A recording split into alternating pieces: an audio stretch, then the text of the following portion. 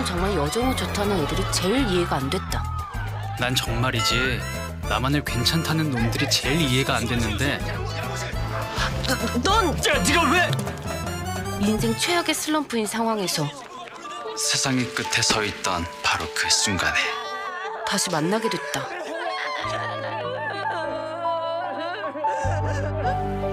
왜 너를 보면 안심이 될까? 왜 너의 한마디에 마음이 놓일까? 내일 소개팅해. 뭐라고?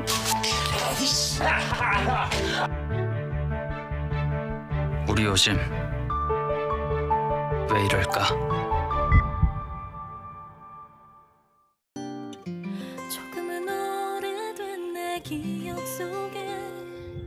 Hello के drama lovers, आज हम लोग जानेंगे कि के ड्रामा देखने से वैसे तो इसका बेनिफिट बताना मतलब नो वर्ड्स, लेकिन फिर भी जो के ड्रामा देखते हैं और जो नहीं देखते हैं उन दोनों के लिए कुछ खास बात यहाँ पे हम डिस्कस करना चाहते हैं कि के ड्रामा का एक अपना ही एसेंस होता है। अगर आप जैसे कि आपने देखा होगा बहुत जगह कि अभी के ड्रामा बहुत ज़्यादा फेमस है और क्योंकि ये आपको एक अलग सा वर्ल्ड में ले जाता है। ये आपके सारे वरीज को एक साइड सबसाइड करके आपको बिल्कुल एक न्यू वर्ल्ड में ले जाता है, जो कि आप अपने जो डेली लाइफ प्रॉब्लम्स है या जो भी है उसको भूल कर एक वर्ल्ड ऑफ इमेजिनेशन में जाते हैं जहाँ आपको बहुत अच्छा फील होता है। तो रिसेंटली मैंने एक के ड्रामा वॉच किया जिसका नाम है डॉक्टर स्लम्प। तो ये ड्रामा से क्या क्या सीखें और क्या क्या इसमें जानने वाली बातें हैं इसको हम डिस्कस करेंगे। तो जैसा कि डॉक्टर स्लम्प ये जो स्टोरी है ये देखकर लगता है कि डॉक्टर्स की लाइफ के बारे में स्टोरीज़ है। इस ड्रामा से हम लोग बहुत सारी चीज़ें सीख सकते हैं।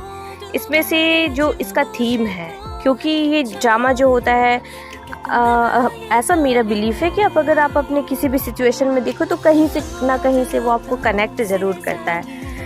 तो जैसा कि पहला ये डॉक्टर स्लम्प से पहला चीज़ इसमें सीखे थीम इसका है, फर्स्ट है रेजिलेंस, सेल्फ डिस्कवरी और फाइंडिंग मीनिंग इन लाइफ। जैसे कि इसमें पर्टिकुलर एक पूरा तो हम स्टोरी नहीं बताना चाहते क्योंकि इसका एक अपना ही पॉइंट है जो कि आप इसको देखोगे तो ज़्यादा अच्छा लगेगा।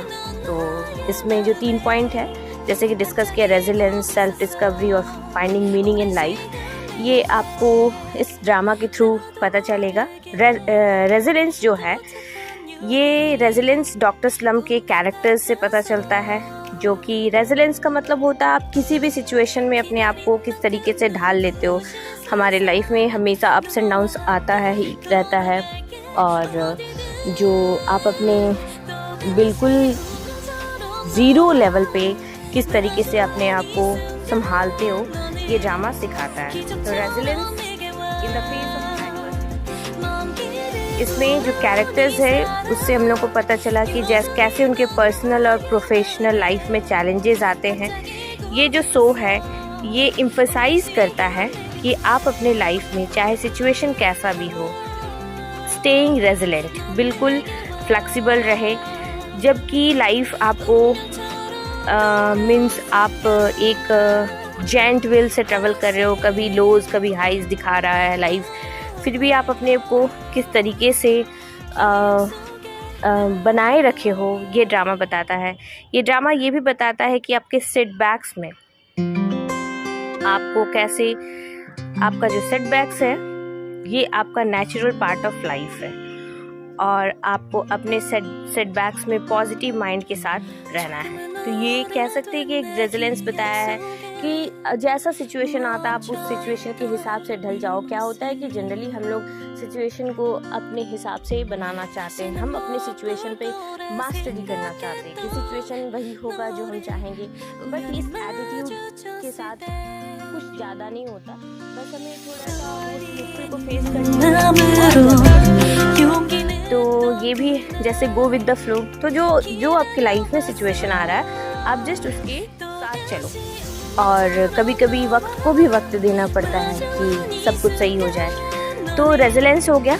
दूसरा है सेल्फ डिस्कवरी, कि जनरली हम लोगों को ये नहीं पता रहता कि हम एग्जैक्टली हम कैसे हैं। कभी कभी हम अपने लाइफ को दूसरे के हिसाब से जीते हैं, कभी कभी जो दूसरे हमको बता देते हैं कि तुम ऐसे हो तो हम उस रूप में ढल जाते हैं।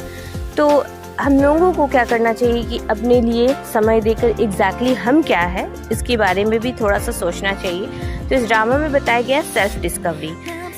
ये जो जर्नी है, जो मेन कैरेक्टर्स हैं वो दोबारा से रीडिस्कवर करते हैं कि जब उनकी लाइफ में लो पॉइंट आता है तो उनको मौका मिलता है, क्योंकि वो दोनों प्रोफेशनल डॉक्टर्स हैं तो अपने अपने प्रोफेशन में बहुत ज़्यादा इन्वॉल्व है।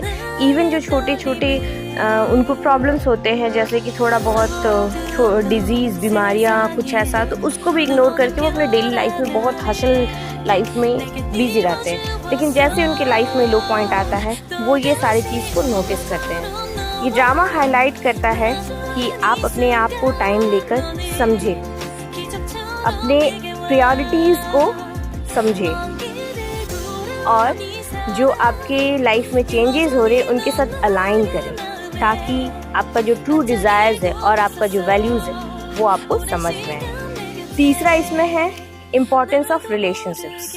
जैसे कि ऑलमोस्ट सारे के ड्रामाज में ये दिखाते हैं कि फैमिलीज़ बॉन्डिंग बहुत ज़्यादा उसमें अच्छा होता है, हम कनेक्ट कर पाते हैं कि जैसे कि हम इंडियन पेरेंट्स से ज़्यादा कनेक्टेड होते हैं, वैसे ही के ड्रामाज में भी पेरेंट्स का एक अलग ही रोल होता है।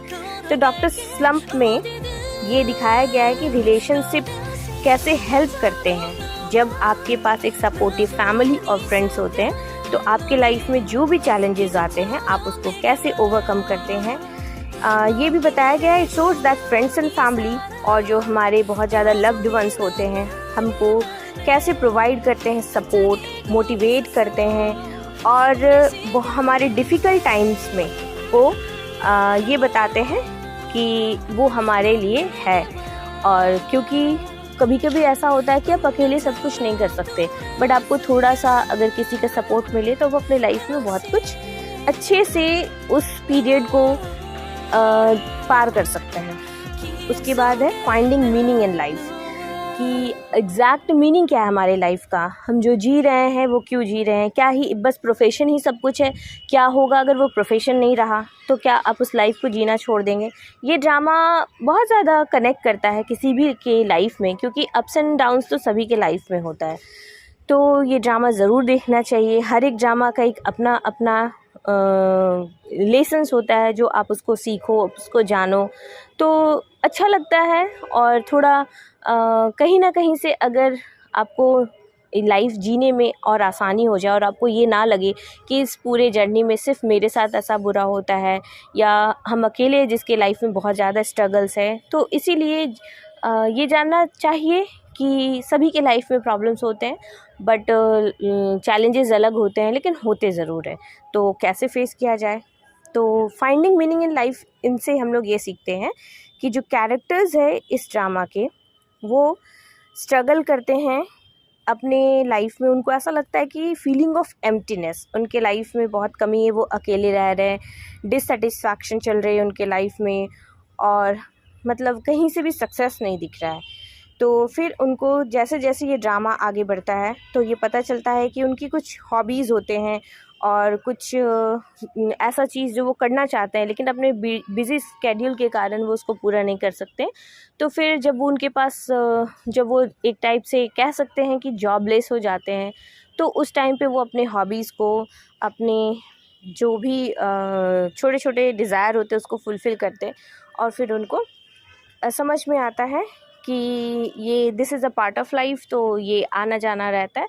तो यही है कि इससे अपने पूरे जर्नी से उनको एक जीने का, एक लाइफ को देखने का एक नया अंदाज और नज़रिया दिखता है। तो ये रहा थीम्स और लेसन जो हम इसके ड्रामा डॉक्टर स्लम्प से सीखे, और आई होप ये अच्छा लगा होगा आप सभी को। So thank you.